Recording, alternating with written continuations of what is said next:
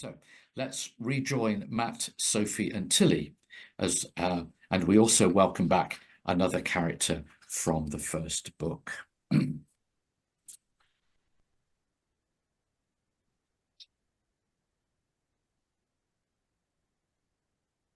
Morning, whispered Sophie, stretching her right arm across Matt's body. She could feel his chest's gentle rise and fall, accompanied by a rhythmic heartbeat. Hands were stroking hands. Early morning daylight crept its way around the edges of the curtains. They kissed.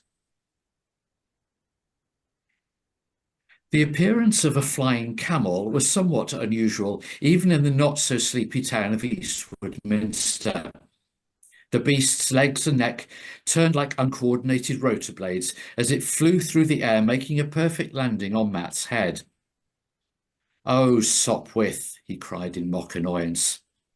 "Her name is not Sopwith," Tilly exclaimed as she rushed in, placing her face directly in front of her dad's.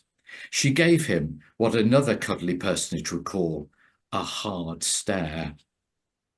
"Her name is Clara." They all laughed as the 4-year-old clambered into bed, placing herself between the two lovers. There they lay, the morning's excitement subsiding. Matt held Clara the camel in the air for all to see. "She is very elegant, Tilly." "She is not an elephant," Tilly replied. "She's a camel." "Daddy, Tilly, I had a strange dream last night. I dreamt that Clara had 650 teen children." "Gosh," Tilly replied Matt, "that's a lot of children." "Lot of humps too," added Sophie. "Is it school today?" Tilly asked as her mind wandered to the next item on the agenda. "No, not today, Tilly," Matt replied. "You've done really well in your first week, though." Tilly nodded. "So I've got to spend the whole day with you two?" Tilly giggled and laughed as she was tickled by both of them. "Oi, cheeky," Matt and Sophie said together. "Daddy, Tilly, what are we doing today?" "Well, I expect we'll get dressed and have breakfast," Matt answered. "Oh, do we have to?" Sophie replied in a childlike manner. "Cocoa Pops, please." It was rarely any different, although she had begun to like Frosties. "Then Will's coming for the day," added Matt. "We're going to the seaside." "Yay, Will! Oh, great, I like Will," Tilly exclaimed, throwing Clara into the air. "Willy, Tilly, Tilly, Willy," she laughed. "Daddy?" "Yes, Tilly." "At school, some of the boys keep talking about their willies." Sophie and Matt smiled, restraining the desire to laugh at the expression of innocence. "Boys are rather like that," her dad replied diplomatically, and avoiding explanation, it has to be said. "Okay," said the accepting daughter. "Breakfast." Will Taylor vaulted over the driver's door of his blue open-top Morgan +4 and sprinted across the tarmac. His display of athletic prowess was not, on this occasion at least, for the purpose of attracting the oohs and the ahs of the watching crowd. No, not this time. This time it was for something far more important. The 32-year-old could still run almost as fast as he could when he was half his age, but the need for doing so was much more rare nowadays. It was as if Muybridge's photos of a galloping horse had been reimagined. For as Will's feet covered the ground, there were moments when they did not touch it.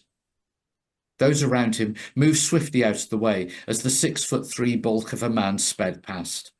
A few shouted at him in disgust as he continued on his urgent mission. Reaching the adjacent building, the automatic doors opened automatically. He slowed down to a fast walk so as not to take anyone out, and he had to keep his footing on the hard vinyl flooring. After a couple of dodges to the right and then to the left to avoid first an elderly lady, then a children's football team, Will spied the welcome figure of a man. That of a woman was nearby. His heart lifted on seeing them. Will Taylor had made it just in time. He was bursting. The relief was tangible. He looked at his smartphone. "Everything okay, mate?" Adeptly using his remaining available hand, he replied, "Sorry, old chap, bad traffic. Just stopped at services for a pee.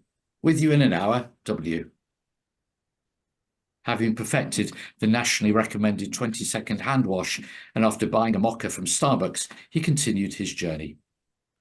The Honourable William Taylor, second son of the late Duke of Tainton, was enjoying life more than at any time in the previous 10 years. He was glad to be the spare, not the heir.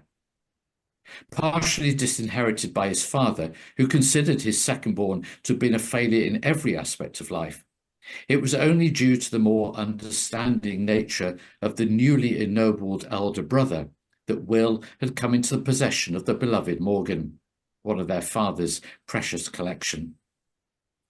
Told to do greats by his parents, Will was out of depth at Oxford.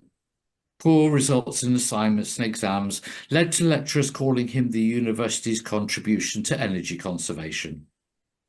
He resorted to late-night partying to soften and, as he later acknowledged, deny the pain of loneliness and depression.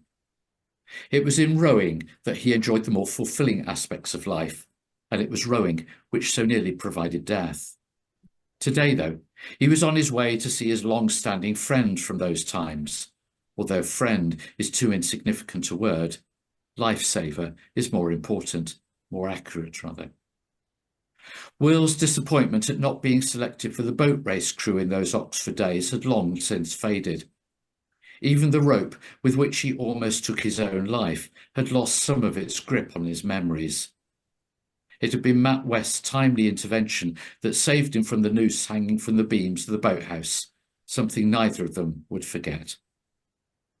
The twice best man, Will, and his best mate, Matt, were 21st century David and Jonathan. They had a bond stronger than any knot.